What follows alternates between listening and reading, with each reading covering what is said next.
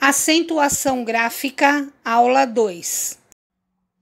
Vamos lá, pessoal, com mais uma aula, a segunda aula das regras de acentuação gráfica, né? Segunda e última aula sobre esse assunto. E a acentuação gráfica é o nosso penúltimo assunto do quarto bimestre, né? A aula que vem, na aula online, eu vou colocar para vocês o uso dos porquês, tá? E hoje a gente vai fechar as últimas regras aí de acentuação gráfica, né, que tá no caderno de atividades 4 de vocês, tá? No caderno de atividades, não é na apostila, tá bom? Vamos lá então. Pessoal, tem uma regrinha aí específica quanto ao I e o U formando hiato, né, com a sílaba anterior e quando eles estão sozinhos na sílaba. Então, tem uma regrinha aí. Olha só. Acentuam-se o I e o U tônicos quando formar hiato com a sílaba anterior, né? E quando estiverem sozinhos na sílaba, seguidos ou não de S. Vamos lá, vou falar para vocês vou explicar para vocês através do exemplo. Então, eu estou falando em acentuar o I e o U. Quando é que eu vou acentuar o I e o U? Quando eles estiverem sozinhos na sílaba, e quando eles formarem hiato com a vogal da sílaba anterior. Olha só aí a palavra saída, tá? Eu separei as sílabas da palavra saída para ficar mais fácil, tá certo? Então vamos lá. Eu tenho aí, se vocês perceberem, a sílaba mais forte da minha palavra aí saída é o I, certo? Percebam que o I está sozinho na sílaba. Quando eu separei as sílabas, ele ficou sozinho. Ele não ficou acompanhado de letra nenhuma, certo? Quando eu tiver esse I ou o U, né? Que estamos falando de I ou U.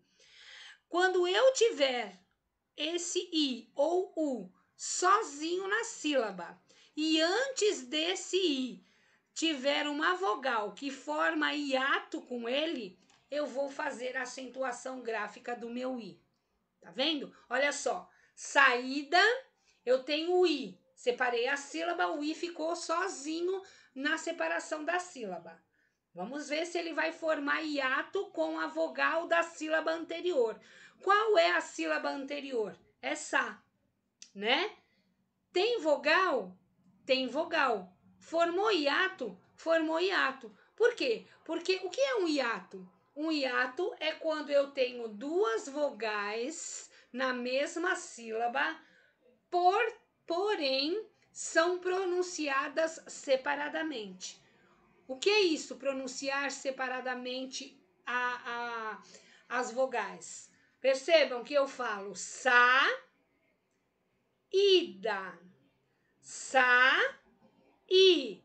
Pronunciei separado, apesar de serem duas vogais juntas aí. Mas na pronúncia eu separei. Tanto é que eu separei que quando eu fiz a minha separação silábica aí, eles foram divididos. O A ficou com o S e o I ficou sozinho na separação. Então, quando eu tiver o I sozinho na separação silábica e esse I sozinho formar hiato com a vogal da sílaba anterior, qual é a vogal da sílaba anterior aqui na saída? É o Sá, é o A. Formou hiato, está sozinho, eu vou acentuar o I. Agora, a mesma coisa com a palavra saúde. Eu também vou acentuar esse U se ele estiver sozinho na separação silábica e se ele formar hiato com a vogal anterior, da sílaba anterior. Veja, o meu U aqui ficou sozinho, ok? Agora vamos ver, para eu acentuar, não basta ele só ficar sozinho. Ele tem que formar hiato com a vogal da sílaba anterior. Qual é a sílaba anterior? É o Sá. Percebe? A, I. duas vogais juntas pronunciadas separadamente. Formou hiato? Formou hiato. Esse I não, U, né? Esse U é acentuado graficamente. Agora, quando eu falo seguido ou não de S, é quando está no plural ou quando ele vem seguido aí do S. Como a palavra país. A palavra país não está no plural, mas o I foi separado do A, que forma vogal, que forma hiato, certo? Mas ele está acrescido da letra S. Então, o I será acentuado. Olha a palavra baú. Baú, ela é uma palavra... eu vou acentuar o U, por quê? Porque o U ficou, na separação silábica ficou sozinho na sílaba e ele está formando hiato com a vogal A da sílaba anterior, que é Bá. E aí eu vou acentuar o I e o U no caso, tá certo? Há alguma dúvida? Itajaí, o I vai ser acentuado também porque ele ficou sozinho na separação e ele forma hiato com a vogal da sílaba anterior. Qual é a vogal da sílaba anterior? A. Qual é a sílaba anterior? Já. Tá certo? Portanto, eu vou acentuar o I e o U tônicos quando eles forem fortes, quando eles estiverem na sílaba forte, quando eles estiverem sozinhos, formando o hiato com a vogal da sílaba anterior, ou quando eles estiverem acrescido de S, tá bom? Agora, pessoal, atenção! Quando eu tenho 3 situações em que eu não vou acentuar o I e o U quando eles forem tônicos. Eu tenho 3 situações que eu não vou acentuar. Primeiro, quando ele estiver acompanhado de outra letra na sílaba, que não seja S, tá? Eu não vou acentuar o I e o U quando eles vierem precedido de ditongo. Percebem? Ditongo é o encontro vocálico, ou seja, é o encontro de duas vogais pronunciadas na mesma sílaba. Sendo que eu não posso separá-los porque eles são pronunciados juntos. Vogais pronunciadas juntas. É a diferença com o hiato. Tá certo? Então, olha só. Quando eu tiver o I ou o U precedidos de ditongo, ou seja, quando antes do I e do U vier ditongo, eu não vou acentuar esse I nem esse U. E também quando o I vier seguido de NH. Tem uma palavra, tem o I ficou sozinho na oração. Na oração não, na palavra. Mas, porém, logo em seguida tem o NH. Eu não vou acentuar nem o I nem o U. Tá certo? Olha só, quando os exemplos que eu coloquei aí para facilitar melhor, para vocês visualizarem melhor. Juiz. Juiz é uma palavra oxítona, né? Tem hiato, né? Porque o U e o I pronunciados separadamente, apesar de estarem juntos na palavra. Eu pronuncio Ju, o U ficou com o J e o I ficou com o Z. Percebe que na regra anterior, no item anterior que eu falei, que eu estava falando no caso de acentuação do I e do U, ele só poderia ser acentuado aí se ele não estivesse acompanhado da letra Z, se ele estivesse acompanhado da letra S. Aí sim. Só que juiz não é escrito com letra S, é escrito com letra Z. Portanto, ele forma hiato com a vogal anterior, porém, sozinho ele não está. Ele está acompanhado com outra letra que não seja o S. Então, eu não vou acentuar esse I. A palavra feiura. Veja, eu tenho fei-u-ra. O U é a sílaba mais forte da minha palavra. Eu vou acentuar esse U? Não. Por quê? Porque antes do U eu tenho um ditongo. Ó, o EI aqui da sílaba fei é um ditongo. E quando é que eu vou acentuar o U? Quando eu tiver hiato. Quando ele formar hiato com a outra sílaba. Mas ele formou hiato? Não formou hiato. Sendo que EI é um ditongo.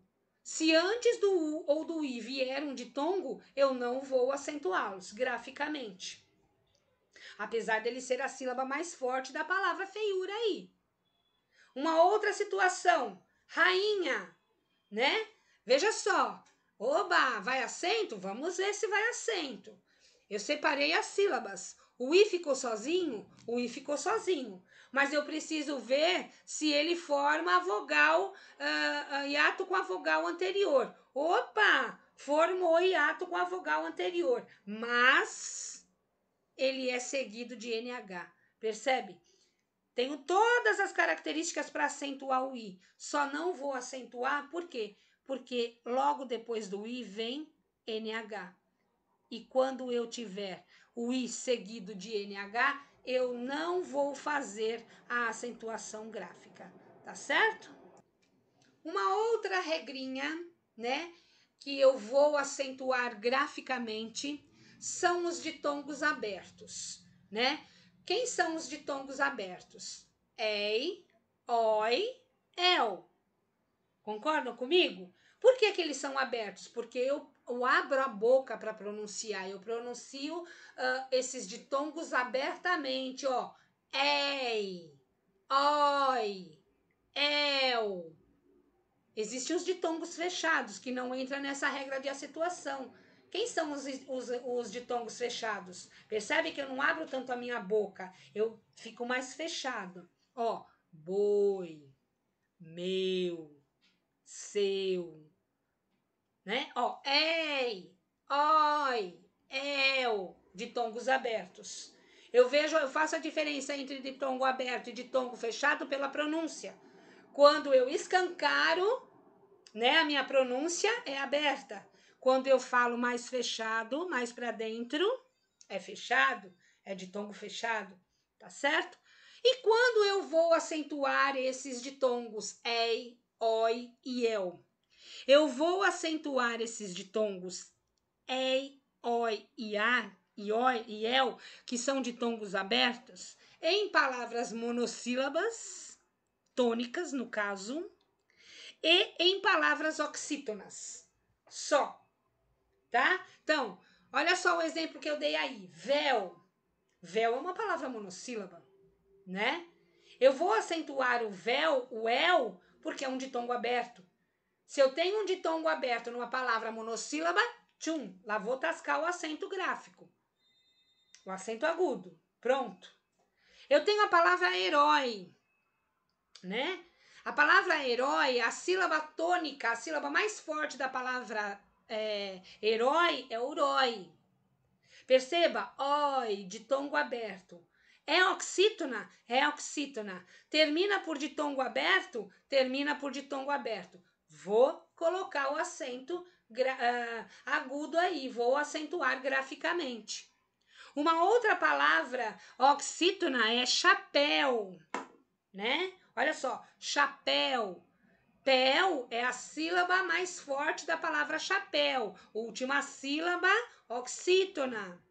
Termina em ditongo aberto, ó, el. Termina em el? Sim, eu vou acentuar as oxítonas terminadas com ditongos abertos. El. Agora, o que eu não vou acentuar são as paroxítonas terminadas em ei, oi e el. Aí eu não vou acentuar. Veja, eu só vou acentuar a palavra, o ditongo ei, oi e el, quando for oxítona. Quando essas sílabas recaírem, o ei, o oi e o el, recaírem na penúltima sílaba que me identifica uma palavra paroxítona, eu não vou acentuar graficamente. Olha só, a palavra ideia. Veja, ideia. O dei é a sílaba mais forte. É a penúltima. Se a penúltima é uma palavra paroxítona, eu vou acentuar ditongo aberto nas palavras paroxítonas? Não. Apesar dessa palavra antigamente, antes do acordo ortográfico de 2009, apesar dela ela levava acento também. acentuavam-se antigamente, antes de 2009, antes do o acordo ortográfico, o novo acordo ortográfico, todos os ditongos abertos, oi, el, todos, mesmo que fossem palavras paroxítonas, eram acentuados. Depois isso caiu. E aí ficou somente os ditongos abertos das palavras oxítonas a serem acentuados. Os das paroxítonas não se acentuam mais. É como joia, né? Olha só, joia antigamente tinha acento, antes do novo acordo ortográfico, né? De 2009. Agora não tem mais. Por quê? Porque joia é uma palavra paroxítona. Sendo uma palavra paroxítona, o oi, né, o ditongo aberto, caiu o acento da palavra paroxítona, da sílaba, da penúltima. Então, joia não tem acento, apesar de oi ser um ditongo aberto. A mesma coisa com geleia. A sílaba tônica da palavra geleia é o lei. Geleia.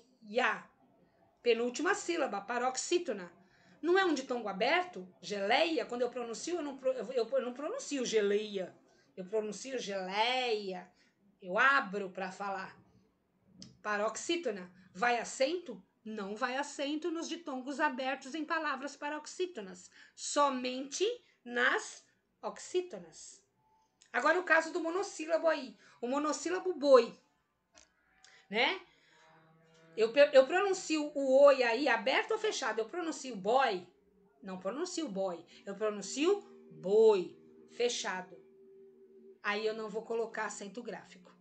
Tá certo? Somente para os ditongos abertos. Os fechados não levam acento gráfico. Tá bom, pessoal? Combinado? Olha só, aí eu tenho uma outra situação, um casinho especial aí das regras de acentuação gráfica, chamado de acento diferencial. Por que ele é chamado de acento diferencial? Porque eu uso em que momento esse acento diferencial? Vamos supor que eu tenho duas palavras que são escritas da mesma maneira, tenho a mesma grafia, mas uma quer dizer verbo e a outra quer dizer preposição.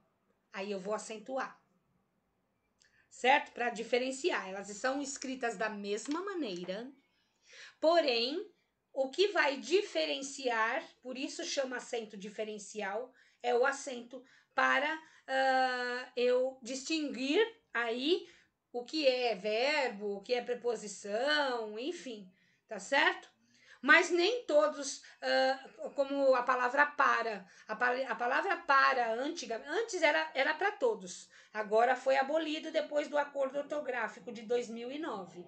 A palavra para, antigamente, para diferenciar o para preposição de para de verbo, eu tinha que colocar o acento agudo no pá para falar que era verbo. Hoje não. Para preposição escreve da mesma maneira que para verbo escreve, sem acento gráfico. Porém, essas palavras aí, né? A palavra pode, ela requer o acento diferencial. Olha só o que eu coloquei aí para vocês, né? O acento diferencial serve para distinguir a pronúncia ou o sentido da palavra que apresentam a mesma grafia, ou seja, que são escritas da mesma maneira. Com o acordo ortográfico que entrou em vigor em 2009, esse acento praticamente foi eliminado, ele foi abolido, né? Sendo empregado somente nestes casos aqui. A palavra pode ou a palavra pode. Quando eu escrevo a palavra pode sem o acento, eu estou me referindo ao verbo no presente do indicativo. Agora, quando eu escrevo a palavra pode com acento circunflexo, eu estou me referindo ao pretérito perfeito do indicativo. Percebe? Aí é que entra o acento diferencial. Né? Eu não acentuo para indicar o presente do indicativo e acentuo para indicar o pretérito perfeito do indicativo. É a mesma coisa com a palavra por. Por é uma preposição, sem acento. Quando eu coloco o acento circunflexo na palavra por, ela deixa de ser preposição e passa a ser verbo. Para isso que serve o acento diferencial, tá certo? Então, nesses casos, o acento diferencial, ele é válido.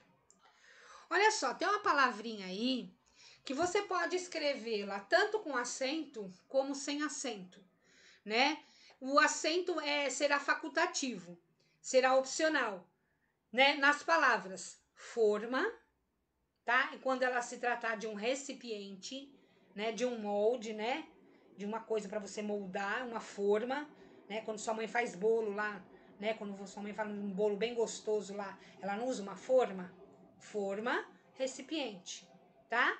E forma, né? Forma pode ser verbo, pode ser um aspecto, né? Tem de formato, né? Uma forma, e pode ser um lugar, tá certo? Então aí o acento é facultativo. O acento diferencial pode ser ou não colocado aí, tá? No caso de forma, eu posso escrever forma sem o acento diferencial, tá certo? O meu caso aí é opcional. Se eu tiver com preguiça de escrever o acento, eu não escrevo. Se eu tiver com preguiça, se eu não tiver, eu vou lá e acentuo. Vai ficar a meu gosto, tá certo? E a última regrinha para nós fecharmos esta parte do quarto bimestre aí, na questão de acentuação gráfica. Eu tenho aí o verbo ter e o verbo vir, tá? Quando eu tiver esses dois verbos, vai acontecer deles serem escritos, acentuados de uma maneira, quando eles estiverem no singular, na terceira pessoa do singular. Isso na terceira pessoa, tá, pessoal? E quando eles estiverem na terceira pessoa do plural. Quando o verbo ter estiver na terceira pessoa, tanto ter quanto vir, tá? Quando eles estiverem na terceira pessoa do singular, não tem acento. Percebe aí, ó? Ele tem. Ele, primeira, segunda, terceira pessoa do singular. Eu, tu, ele. Terceira pessoa do singular. Não vai ter acento no verbo ter. Agora, se eu jogar esse ter, o verbo ter, para a terceira pessoa do plural, eu vou ter que colocar o acento circunflexo nele. Olha só, eles têm, com acento circunflexo. Percebe? Quando eu coloco na terceira pessoa do singular, eu não coloco acento nenhum no verbo ter e no verbo vir. Agora, quando eu os coloco na terceira pessoa do plural, eu vou ter que acentuar graficamente com acento circunflexo. Olha só. Ele, ela, né? Eu escrevi aí, ó. Ela vem. Eles ou elas vêm, com acento no plural, sem acento no singular. Isso para terceira pessoa, Singular não tem acento, plural tem acento. Tá certo? Ainda falando do verbo ter e do verbo vir, tem algumas palavras dentro desse verbo que eles são derivadas desses verbos, né? Vamos supor, ó, com as terminações desses verbos, né? Eu tenho o verbo manter, terminou com ter. Eu tenho o verbo conter, terminou com ter. Eu tenho o verbo deter, o verbo intervir, ó lá, terminou com vir. Né? Então, o verbo ter e o verbo vir com os seus derivados. Eu tenho o verbo convir, a mesma coisa. Olha só. Vai ter uma diferença aí na terceira pessoa do singular e na terceira pessoa do plural. Quando eu tiver variações dos verbos ter e vir, no plural, no singular, na terceira pessoa do singular, eu vou escrever o verbo com um acento agudo. Tá aqui, ó. Ó, tá vendo o meu cursor aqui? Eu coloquei o acento agudo em todos, certo? Quando eu transformo esse verbo em plural, na terceira pessoa do plural, eles, nós, vós, eles, terceira pessoa do plural, eu vou trocar o meu acento agudo pelo meu acento circunflexo. É isso. Portanto, eu tenho o verbo ter e o verbo vir. E eu tenho as suas variações, eu tenho as palavras derivadas desses verbos. Manter, conter, deter, entreter, intervir, convir. Então, o que é que eu vou fazer? Na terceira pessoa do singular, olhando de frente aí para a telinha, vocês vão ver que está do lado esquerdo, eu vou manter o acento agudo. Quando eu transformar em terceira pessoa do plural, eu vou tirar o acento agudo e colocar o acento circunflexo. Tá certo? Essa é uma particularidade dos verbos, das derivações dos verbos ter e vir. E assim a gente encerra o nosso penúltimo assunto do quarto bimestre, né? O próximo assunto é o uso dos porquês, que eu vou falar com vocês na aula online. Acho que é quinta-feira, né? Que nós temos aula, quarta, a aula do livro, né? Quinta-feira eu falo com vocês, acho que é quinta ou sexta, não tenho bem a certeza. Acho que quinta é redação, eu falo com vocês na sexta. E aí a gente fecha todo o bimestre, lindamente. E aí, semana do dia 30, semana de prova. Tá certo, pessoal? Beijo, até a próxima!